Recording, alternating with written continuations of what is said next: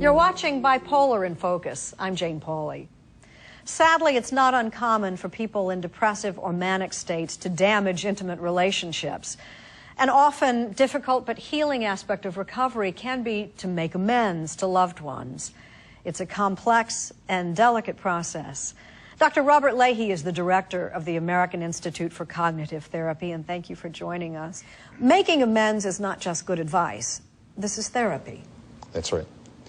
Making amends is part of getting better, as it is with any problem that people have that affects other people.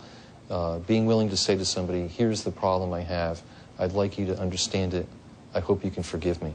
Bipolar has certain signature symptoms that people often are making amends for. What are some of them? Well, the hallmarks are acting out sexually, spending money you don't have, being very irritable, aggressive, being inappropriate, being overly silly. These kinds of things are part of the illness. These are the signs of mania. Shame and guilt are often warranted for some of the mistakes and the wreckage that an episode can leave behind. People who are bipolar often have a great deal of guilt. Part of it is due to being depressed. Whenever anybody is depressed, they have a vulnerability to being guilty, even if they haven't done anything to feel guilty about. But the other part of it is what people do during their mania. In therapy, you can also leverage shame and guilt to a positive outcome. How does that work? You feel regretful about the things that you did when you were manic, acting out sexually or spending too much money or being highly irritable. Feel that regret for a short period of time, 5 minutes.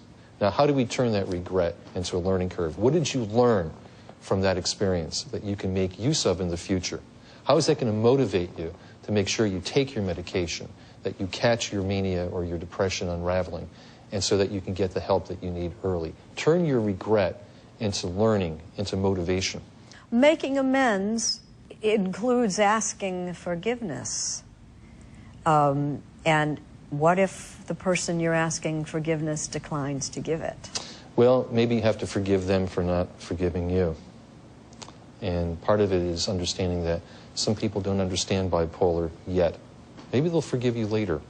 The most important thing is you've taken that initiative to be honest with them, ask them to forgive you, and maybe to help you cope. It would seem likely to start with learning to forgive yourself.